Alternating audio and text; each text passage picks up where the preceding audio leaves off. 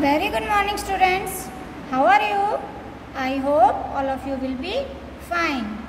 I am your SST teacher and today I am going to teach you SST of class 7. So now today I am going to reading and explain of this chapter number 4, Silent Features of Indian Constitution. So today I am going to start second part, reading and explain this chapter. So we start page number 145 from Universal Adult Franchise part 2. So first I read, our Constituent Assembly has granted universal adult franchise, which is a revolutionary step to take on. Besides this, most of the Western countries took a number of years to grant such a right to their citizens. तो universal adult franchise इसका मतलब है बच्चों सार्वभौमिक वयस्क मताधिकार।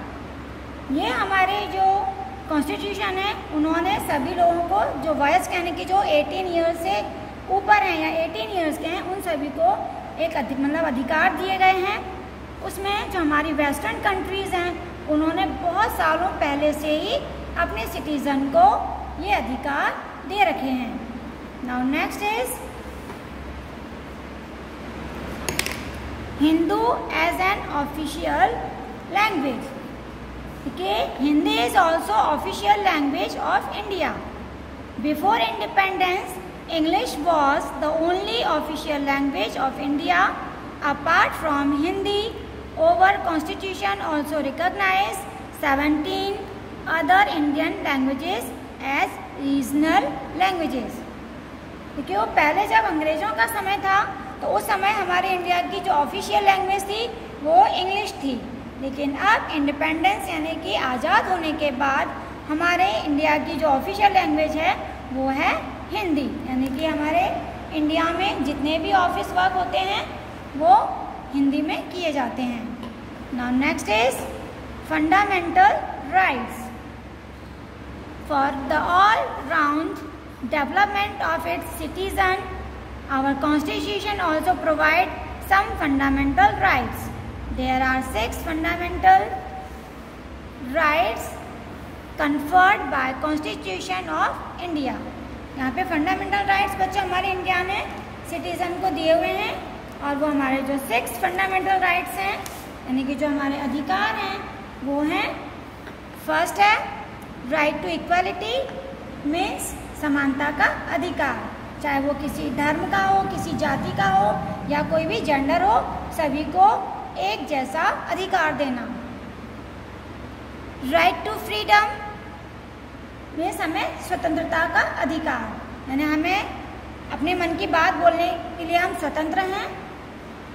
किसी कोई मीटिंग होती है उसमें हमसे अगर कुछ पूछा जाए तो हम अपने मन की बात वहाँ पर बोल सकते हैं, स्वतंत्र हैं, उसमें किसी की कोई बंदिश नहीं होती है। हमें कोई काम करना है उसे हम अपने मन से कर सकते हैं, यानी कि हर चीज़ के लिए, हर काम करने के लिए हम स्वतंत्र हैं। Right of cultural and educational freedom, यानी हमें पढ़ाई का, हमारा शिक्षा का अधिकार है हमें, और कल्चर यानी कि हमारी संस्कृति का। राइट टू रिलीजियस फ्रीडम, हमें धार्मिक स्वतंत्रता है हमें, यानी कि हम अपने धर्म से रिलेटेड हम स्वतंत्र हैं। राइट अगेंस्ट एक्सप्लॉयटेशन, यानी संवैधानिक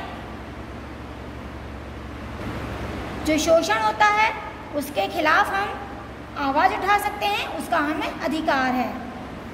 राइट टू कॉन्स्टिट्यूशनल रेमेडीज, यानी संवैधानिक उपचार का हमें अधिकार है। These rights play an important role in the development of people, ये सभी अधिकार हमारे पीपल के डेवलपमेंट में इम्पॉर्टेंट रोल निभाते हैं। Importance helps in the harmonious growth of human personality, Citizens become self-confident as they get equality of status and opportunities necessary for the stability of international peace and order. Fundamental rights checks the arbitrary action of the union and the state government. Fundamental rights save the people from exploitation on the part of the state or any individual. इनकी importance है बच्चों कि हमारी human personality की जो growth है उसमें help करना और जितने भी हमारे भारतीय नागरिक हैं उनके अंदर आत्मविश्वास जगाना और उनके लिए अलग अलग मौके तैयार करना। इसी के साथ साथ हमारे अंतर्राष्ट्रीय में शांति बनाए रखना और जो हमारे फंडामेंटल राइट्स हैं वो हमारे स्टेट गवर्नमेंट को मतलब एक्शन को नए नए काम करने के लिए हेल्प करना। इसके साथ ही जो पीपल हैं यानी कि जो इंसान हैं हमारे भारतीय नागरिक हैं उनको शोषण से बचाना, यानी कि वो अपने आप को मतलब पर्सनली अपने आप को किसी शोषण से बचा सकते हैं, उनका वो अपने अधिकार है। और साथ ही अगर स्टेट में है स्टेट कंट्री या पर्सनल शोषण से अपने आप को वो बचा सकते हैं, तो ये फंडामेंटल राइट्स उन्हें हेल्प करते हैं। Now next is special features of fundamental rights. Integral part fundamental rights are an integral part of the constitutional. They cannot be altered or abolished by an ordinary legislation.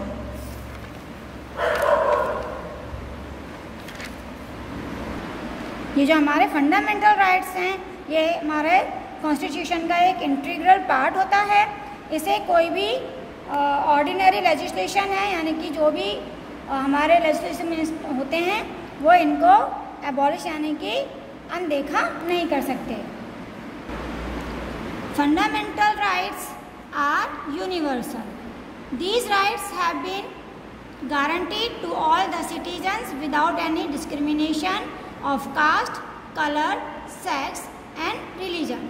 ये जो fundamental rights हैं ये सभी के लिए हैं, चाहे वो कोई कास्ट किसी भी कास्ट का हो, किसी भी कलर यानी कि चाहे वो गोरा हो, काला हो, सेक्स यानी चाहे वो मेल हो, फीमेल हो या किसी भी धर्म का हो, सभी लोगों के लिए फंडामेंटल राइट्स हमारे लिए सभी के लिए एक जैसे हैं, तो सभी को इसका अधिकार है। Rights are not absolute. An absolute right can be practised by only one person without having any limitations. It also does not consider for others welfare. It may curtail the freedom of others. There should not be any absolute right in any civilized society. Absolute rights जो है ये सिर्फ एक person के लिए मतलब इनके लिए मान्य है बिना किसी लिमिटेशन के, बिना किसी बंदिश के, और इसे हम किसी दूसरे वेलफेयर के लिए कंसिडर नहीं कर सकते। ये हमारे किसी दूसरे कल्चर के लिए कर सकते हैं। There should not be any absolute right in any civilized society. और एक किसी दूसरी civilized society के लिए ये rights नहीं है। Now next is fundamental rights can be suspended or restricted. कि fundamental rights जो हैं वो कब suspended किए जाते हैं? Now first is during an emergency fundamental rights conferred on citizens except those conferred by Articles 20 and 21 may remain suspended. President may also suspend by an order the right to move courts for enforcing fundamental rights.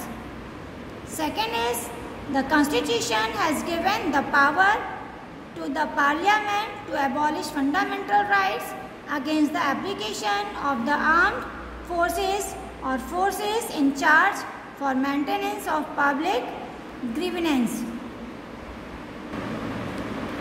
Fundamental rights को न मानने के उसमें जो president है उसे भी suspend किया जा सकता है, और कॉन्स्टिट्यूशन जो है उसने पार्लियामेंट को पावर दे रखी है कि अगर आर्म्ड फोर्सेस और फोर्सेस इन चार्ज के अगेंस्ट अगर कोई एप्लीकेशन है कि फंडामेंटल राइट्स को वो अबॉलिश कर रहा है तो उसके खिलाफ भी वो एक्शन ले सकते हैं, मतलब उनको सस्पेंड कर सकते हैं।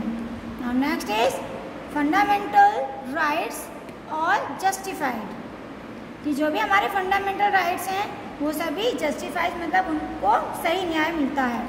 Fundamental rights are legally enforceable in a court of law. जितने भी फंडामेंटल राइट्स हैं वो कोर्ट में उनको मतलब मान्यता मिली हुई है, सभी मतलब माना गया है, कानून मतलब ये कानूनी सही है। If anybody violate one's fundamental rights, the person affected can seek redress by filing suit in High Court or the Supreme Court.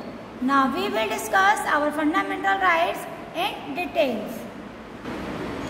अगर कोई इंसान किसी दूसरे इंसान के फंडामेंटल राइट्स के अगेंस्ट उसे टॉर्चर कर रहा है, यानी कि उसके अधिकार को वो छीन रहा है, वो उसके अधिकार नहीं लेने दे रहा है, तो वो हाई कोर्ट या सुप्रीम कोर्ट में अप्लाई कर सकता है, उसके खिलाफ केस डाल सकता है। अब हम आगे के फंडामेंटल राइट्स के बारे में डिटेल में हम स्टडी करते हैं। Now first is the right to equality, यानी समानता का अधिकार। आर्टिकल्स 14 to 18, ये जो हमारी लॉ है उसमें 14 to 18 आर्टिकल में ये राइट दिया हुआ है, समानता का अधिकार। By the British rule and the feudal system, a class of so-called high-ups was created in India and introduced the evil of untouchability in the Indian social life. Right to equality seeks the under these wrongs. देखिए British rule के according जैसे हमारे India में cast को लेकर बहुत ही भेदभाव किया जाता है, तो उसको दूर करके यानी कि अनटचेबिलिटी को दूर करके सभी लोगों के लिए इक्वलिटी का अधिकार बनाया गया, जो गलत था उसे ख़त्म किया गया। इक्वलिटी बिफोर लॉ, लॉ से पहले जो इक्वलिटी थी यानी कि जो समानता थी। Article 14 ensure the right of equality before law, which means that the state shall not deny to any person equality before the law और the equal protection of law within the territory of India. जो हमारा article 14 है उसमें equality, law से पहले जो equality का अधिकार था वो ये था कि उसके जो भी प्रोटेक्शन है सभी लोगों को सेम प्रोटेक्शन दिया जाएगा और उनके अगेंस्ट जो इक्वलिटी है उसे अनदेखा नहीं किया जाएगा। So thank you, have a nice day.